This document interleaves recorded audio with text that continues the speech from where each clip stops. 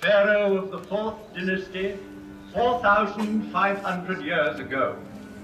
Here is the great pyramid which he built to defend himself against death. 455 feet high. He achieved the building of the highest monument then known to man.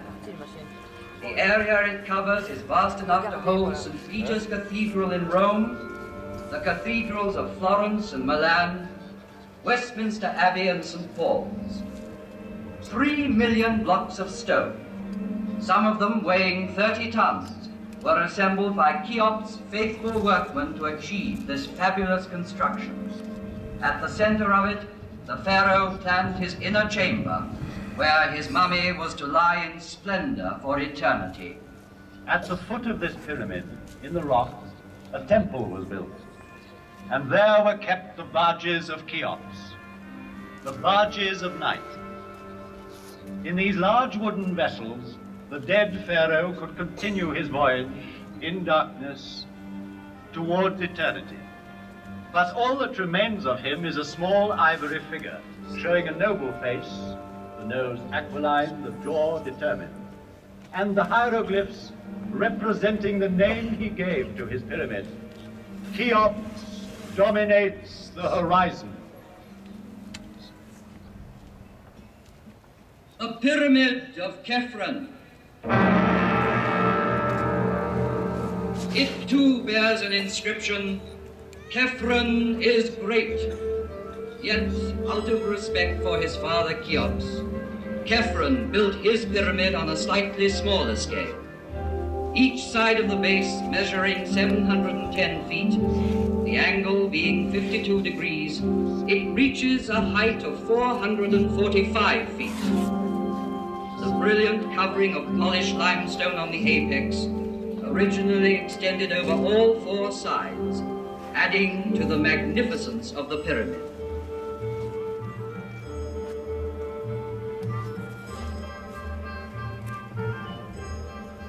The face of Khephren has come down to us sculpted in green diorite streaked with white, a rare stone he brought back from an expedition. Here he is, close to us, in the guise of the Sphinx, carved in rock near his tomb.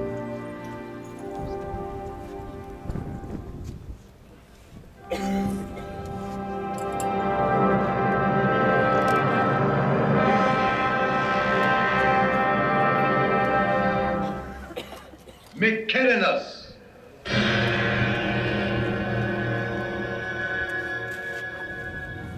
A third monumental tomb was soon to complete this immense funeral site of Gizeh and make it one of the wonders of the world. Though smaller, the Pyramid of Mykerinus is perhaps the most impressive for being the culminating point of a vast design.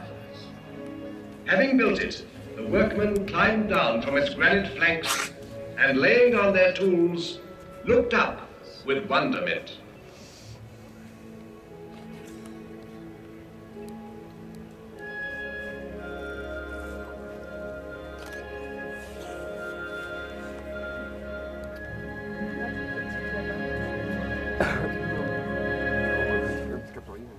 Great and powerful was Memphis, the capital city in the plain which joined Upper and Lower Egypt. Great and powerful were the pharaohs, who on this side of the Nile built for eternity. Its aim accomplished, the 4th dynasty collapsed.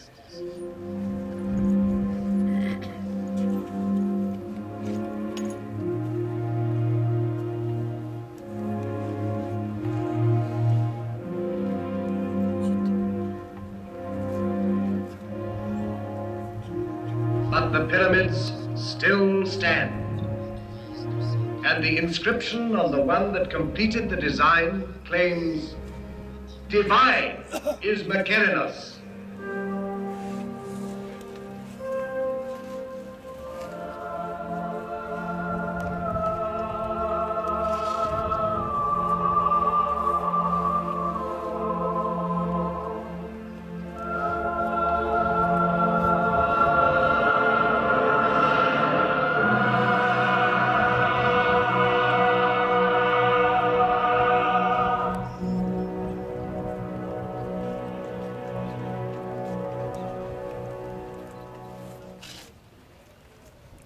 Here 3 pharaohs reign, Cheops, Khephren, and Mykerinus. Sarcophagi may be empty, wrappings unwound, yet Cheops, Khephren, and Mykerinus still reign, bearing the double crown of Upper and Lower Egypt.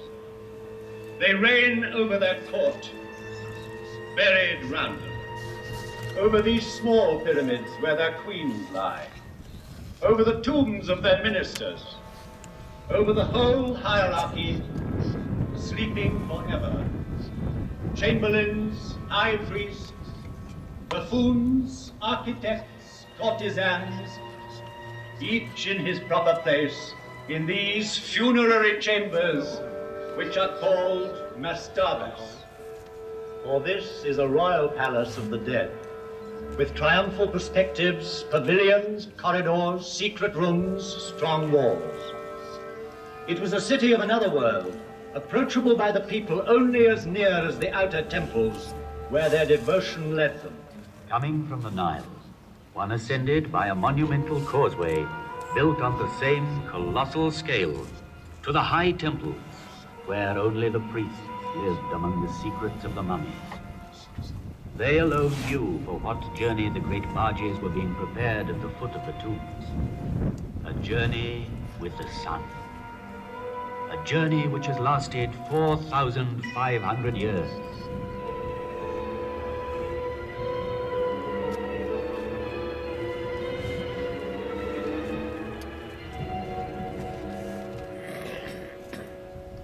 In the maze of this necropolis, let us stand by a tomb like 1,000 others, that of the mother of Cheops, and in it, by the litter marked with golden hieroglyphs, which she had prepared for the eternal journey by her son's side.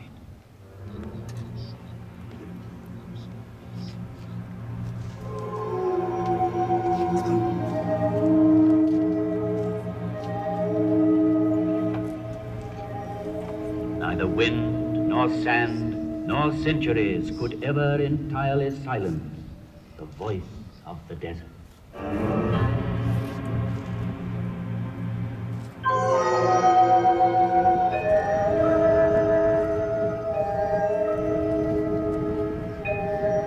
I bear witness to the will of Cheops, my father, to defy time forever.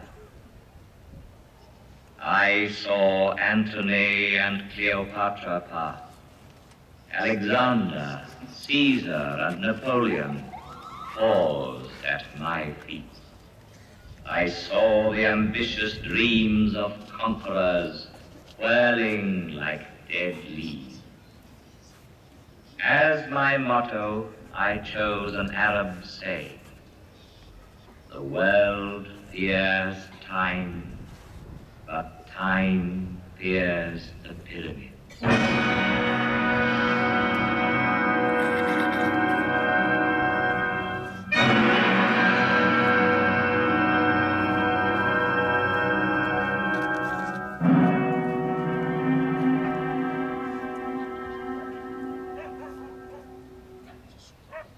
Of all ancient monuments, it is the pyramids which have always appealed most vividly to man's imagination.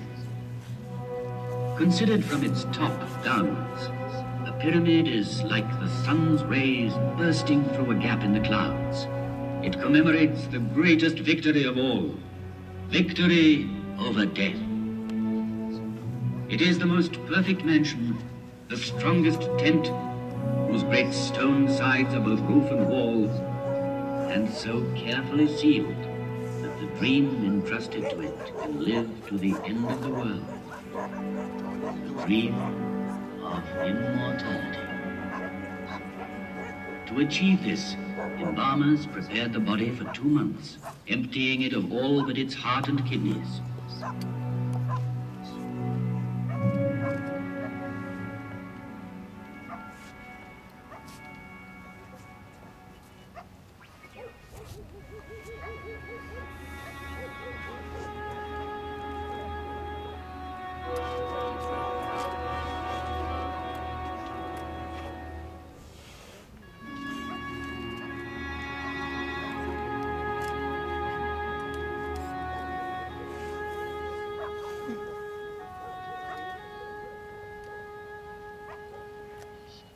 hidden in the secrecy of its tomb, attended by a whole crowd of statues, provided with all that was necessary for the journey, there in the sarcophagus lay the mummy, to be called on by the soul.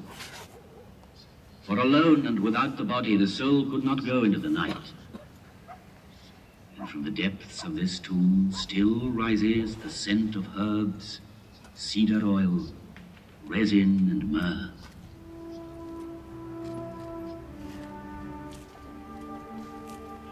But a pyramid is also the perfect combination of simplicity and magnitude, and the interplay of its angles makes the best harmony of shape and volume.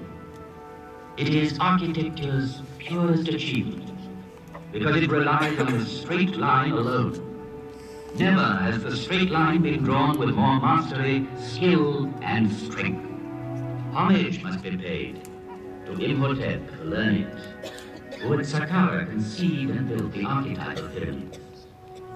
Made up of 6 mastabas, it rose gradually in a broken line of steps. The idea had been born. Calculations had begun.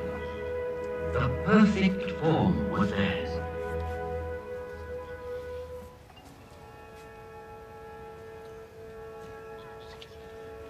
Among all the objects laid by a dead man's side in his tombs, a scribe's palette is undoubtedly the most precious. From it were drawn the hieroglyphs representing the figures which made possible the fabulous calculations ordering these mountains of stones. A lotus flower for 1,000, a finger worth 10-fold, a tadpole for 100,000, and the scribe's 2 hands joined in prayer for 1,000,000.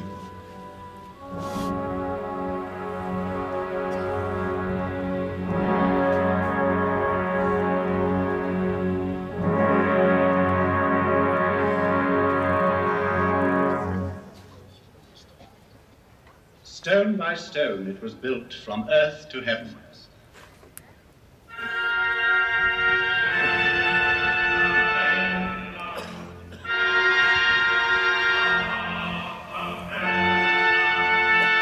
It was built in a pharaoh's lifetime by 100,000 workmen, united in a mighty surge of faith.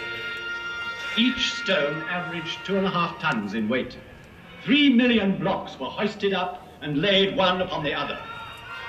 The finest ones of pure granite were dug up in the quarries of Aswan, whence they came by boat, carried by the flooding of the Nile.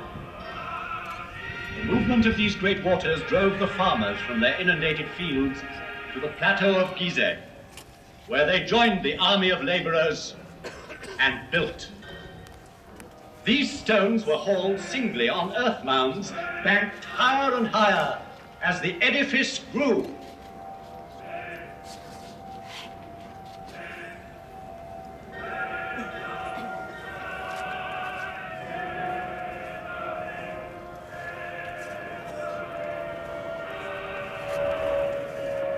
In front of such superhuman effort, can one believe in the legend of the whip?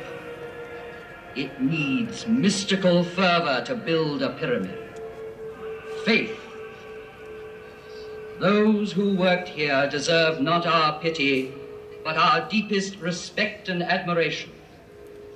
They lived through one of those rare times when man knows with absolute certainty what he has to do and where to go, because he believes. Here man thought that death was vanquished.